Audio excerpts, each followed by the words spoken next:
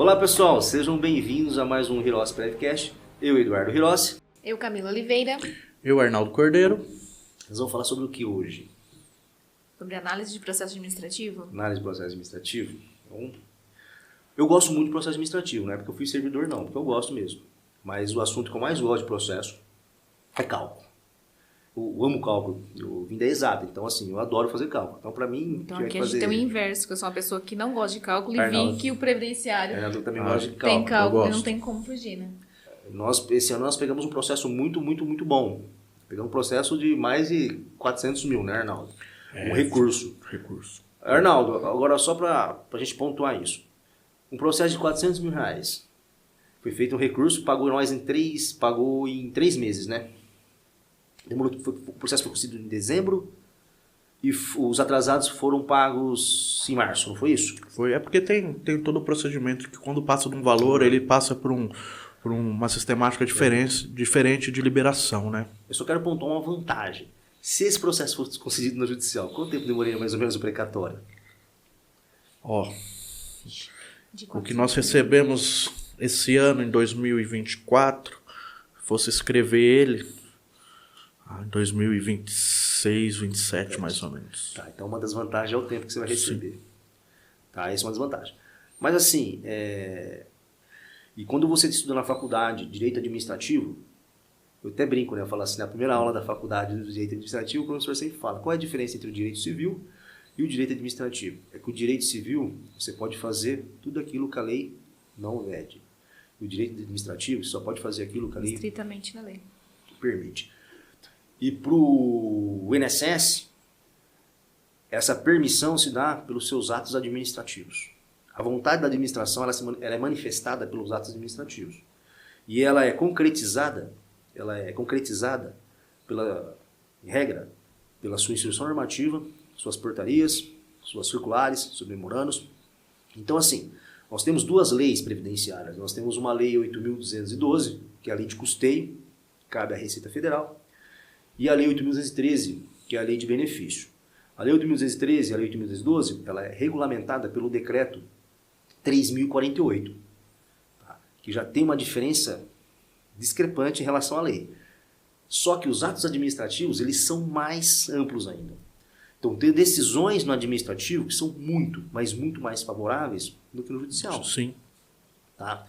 Então, a partir dessa premissa, você tem que entender a vontade do ato da administração. Ou seja, falando de direito administrativo, o direito administrativo ele tudo tem uma finalidade. No INSS, tudo tem um nome, todo serviço tem um nome. Então, às vezes, você precisa saber o que você quer, procurar para saber se isso é permitido na via administrativa. E se é possível também, né? E agora? A viabilidade, né? Qual que é a grande dificuldade? Quer ver? Eu estou analisando um processo, né? E eu percebo que nesse processo existe um vínculo de empregado que está na minha carteira de trabalho. Estou analisando o patrimônio jurídico do segurado. O que é o patrimônio jurídico do segurado? Seus períodos, né? Seus períodos laborais. Aquilo que a Previdência... Já considerou. Então, estou falando período de segurado especial, período de contribuinte individual, período de empregado. E eu percebo que nesse CNIS existe um vínculo que está na carteira de trabalho. Não está no CNIS. Mas não está no CNIS. É possível fazer esse acerto? Sim. Tem 2 caminhos para fazer esse acerto. Como eu posso fazer esse acerto? De forma autônoma ou no requerimento de benefício, uma aposentadoria. É possível. E quem fala para mim que é possível fazer isso na forma autônoma? A própria instrução A normativa. normativa ela fala isso. Fala que não depende de um processo administrativo. Então eu descobri que na portaria, vamos pegar lá, a 990, a normativa 128, consta lá que é possível eu fazer esse acerto. Tá? Agora, a gente tem que entender qual é o nome desse serviço. Junto ao portal para você conseguir distribuir, né? Tem que saber o nome do serviço e os canais de atendimento. Meios, né? Sim. Ou seja, o segredo do administrativo é saber se é possível o ato administrativo, o nome do serviço e o canal de atendimento. O nome desse serviço de você incluir um vínculo no sistema do INSS, no CNIS, é atualizar vínculos, remunerações e código de pagamento.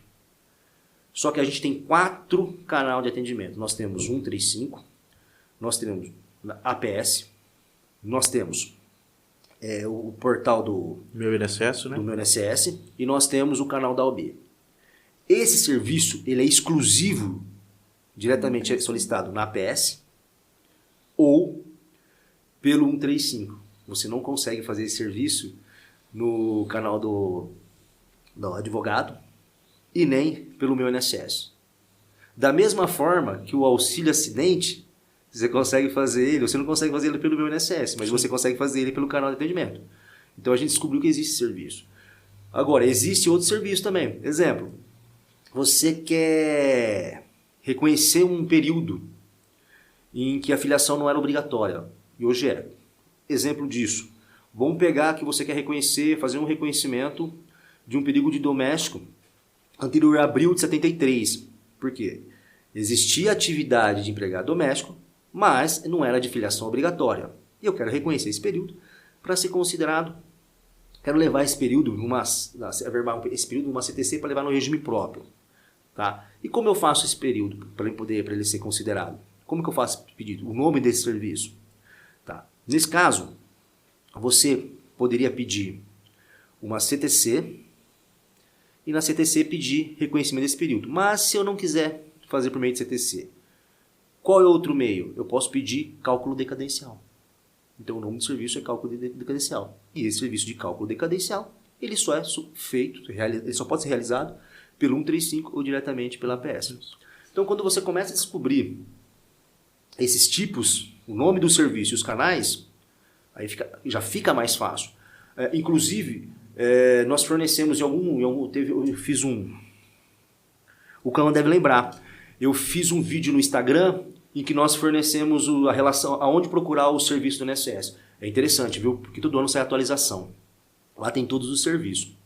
Tá? Então a dificuldade hoje que eu vejo na prática, hoje aí nós temos de mais de 4.500 alunos, né?